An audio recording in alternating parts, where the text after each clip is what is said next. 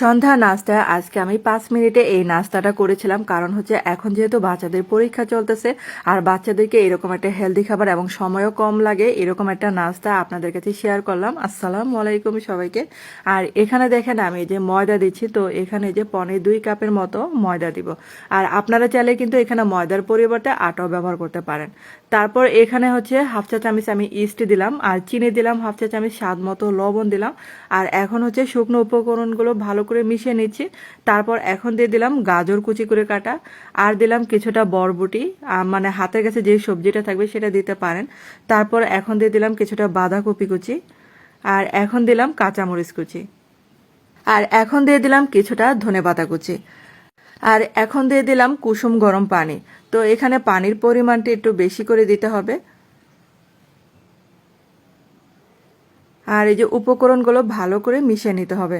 তারপর এখানে আরেকটু কুসুম গরম পানি অ্যাড করলাম, আর এরকম একটা বেটার তৈরি হবে। আর এটা কিন্তু আমি রেস্টে রেখে দেব না, এটা মানে সরাসরি রান্না করব। তারপর দেখেন এটা কিন্তু ভালো করে মিশানো হয়ে গেছে। আর এখন একটা ডিম ভেঙে নিলাম, তো ডিমটাকে ভালো করে ফেটে নিতে হবে। আর এই যে আমি কিন্তু একটা ফ্রাই প্যানে সামান্য পরিমাণে তেল দিলাম, তো তেলের মধ্যে কিন্তু এই ব্যাটারটা আস্তে আস্তে করে দিয়ে দিব। আর আপনারা চাইলে তেলের পরিবর্তে কিন্তু বাটারও ইউজ করতে পারেন। আর বন্ধুরা, যারা আমার চ্যানেল আজ প্রথম ভিডিও দেখছেন কিন্তু চ্যানেলটাকে সাবস্ক্রাইব করতে ভুলে গেছেন, প্লিজ তাদের কাছে অনুরোধ রইল চ্যানেলটাকে সাবস্ক্রাইব করে আমার পাশে থাকতে পারেন। আর ফেসবুকে যারা দেখছেন, যদি আমার ভিডিওটা ভালো লেগে থাকে তাহলে কিন্তু এটা লাইক দিতে ভুলবেন না।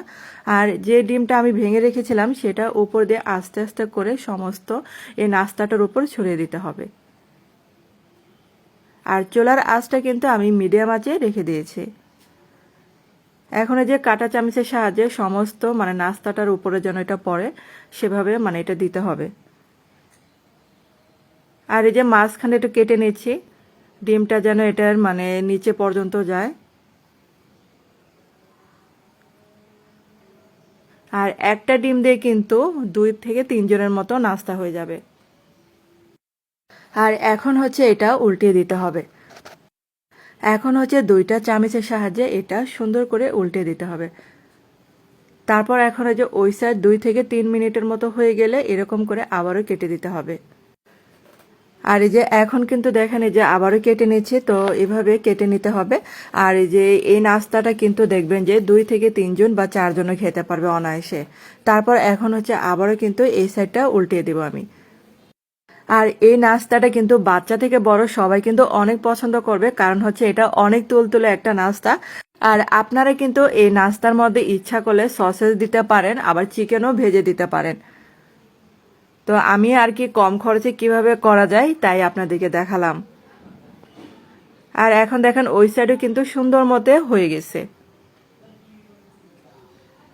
আর সস দিয়ে খেতে এই নাস্তাটা যে কি মজার লেগেছিল, তো আপনারা কিন্তু কম খরচে, মানে আমাদের হাতে তো এখন সময় নেই যেহেতু বাচ্চাদের পরীক্ষা, আর এই পরীক্ষার মধ্যে এরকম ঝটপট করে কিন্তু একটা নাস্তা বানিয়ে আপনারা দিতে পারেন সন্ধ্যার নাস্তায়।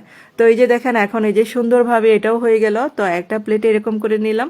আর চাইলে তো সস দিয়ে খেতে পারেন। আর আপনাদের কাছে আমার এই রেসিপিটা কেমন লাগলো বন্ধুরা, অবশ্যই কিন্তু কমেন্ট করে জানাতে পারেন। তো এই তুলতুলে মজার নাস্তাটা কিন্তু সবাই অনেক পছন্দ করেছিল। আর ধন্যবাদ এতক্ষণ আমার ভিডিওটা দেখার জন্য।